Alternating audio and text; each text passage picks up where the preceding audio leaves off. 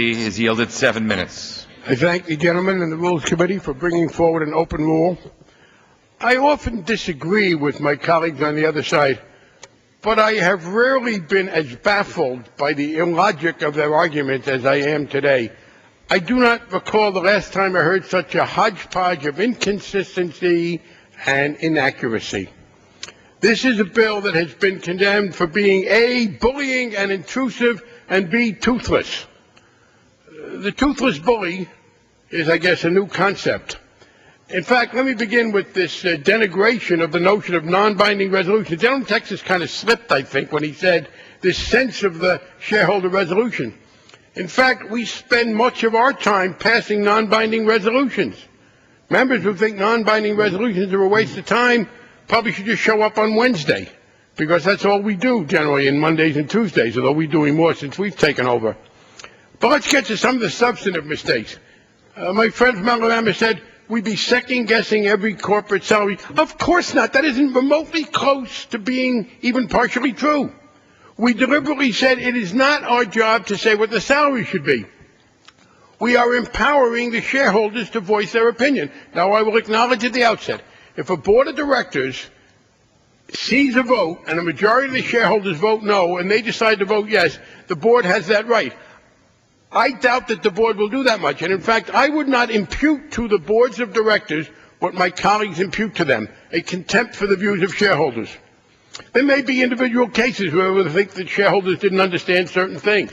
New events may have intervened. But no, I do not believe that as a general rule, people on the board of directors will ignore shareholders. And by the way, we were talking about the shareholders, and I know the gentleman from Texas said they're outsiders. They're activists, as loathsome a word as the rules will allow, as he would use it. They own shares. They're the owners of the companies. What a denigration of the people who are in other contexts the fount of all wisdom. We're told the market is, after all, the best source of wisdom. Former majority leader from Texas used to say, governments are dumb, markets are smart. Markets work well. Well, who is the market? The market consists of the people who own the shares, in this case. How do they become so dumb when it comes to deciding how to pay for the people that work for them? And we're told, okay, if they don't like it, they can sell their shares. What a concept of ownership. I mean, these are the people, many of them, who are outraged at the eminent domain issue.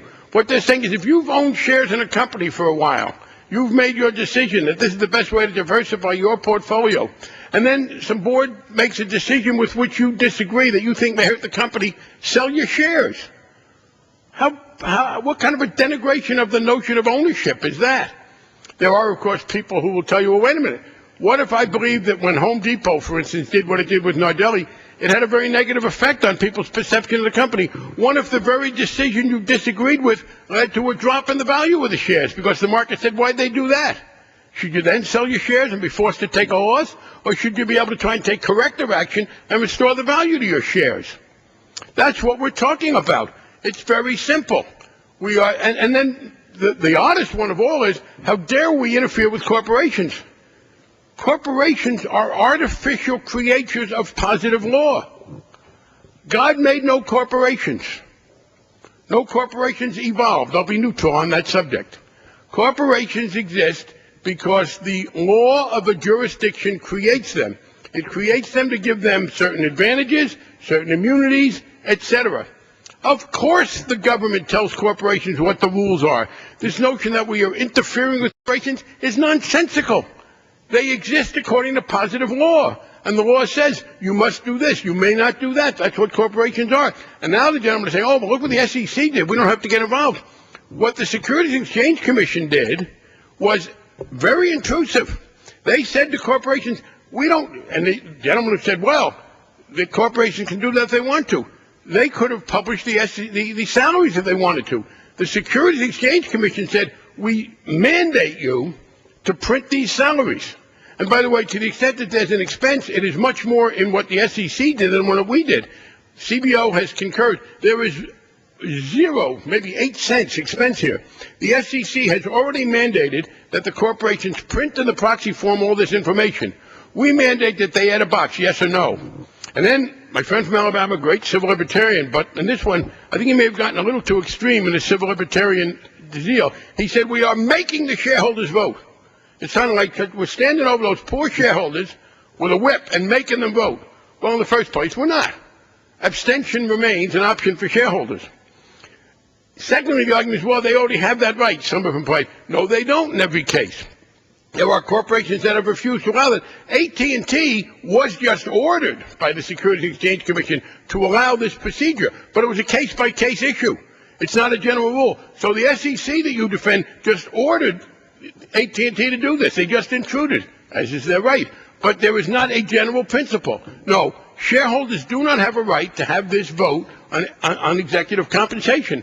And this bill simply says the people who own the company take what the SEC has mandated they put forward, has a right to vote on it. Now we're told, and the gentleman from Texas in a stirring peroration said he stood for truth, justice, the American way, etc., and said, let's reject the European. Well, this is not a general European practice. It is a practice in England, what we're talking about. There is a committee that's known as the Paulson Committee because it was inspired by Secretary of the Treasury Paulson, chaired by Professor Scott of Harvard. There was the McKinsey report done by Mayor Bloomberg, strongly supported by the Chamber of Commerce and all the financial committees. They have said to us, can't you guys be more like England in your regulation of corporations?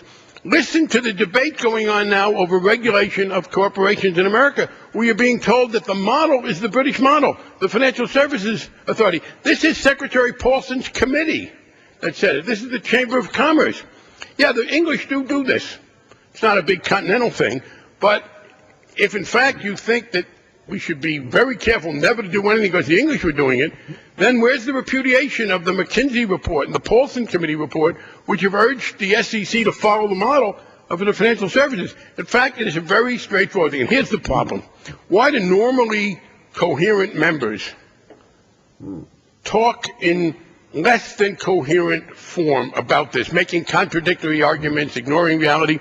Here's the deal. My friend from Alabama said, I'm not here to defend CEO salaries. But in fact, he is. Because what this bill says is the owners of the company, ask for one more minute. I yield the gentleman an additional 2 minutes.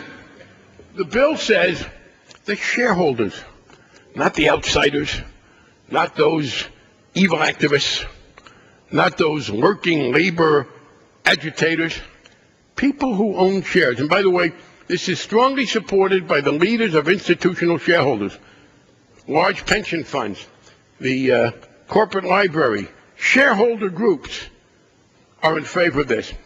And it says the people who own the shares should be able to vote in an advisory capacity on whether they think the compensation is too much or too little. Now, the fact is that the gentleman from Alabama has been outrageous examples of excessive compensation. It's going up in general to the point where it's a macroeconomic problem. And he says he's not here to defend them. He's not here to defend them verbally. He's just here to defend them parliamentarily. Because if this bill dies, then they are totally unimpeded. And members have said, don't rush in. Well, these salaries have been going up for a long time. This is a long-time trend. So if not this, what do you do? It is true. The SEC went to the limits of its power. And this is not I yield to the gentleman. Will the gentleman yield? I yielded. Let me clarify something.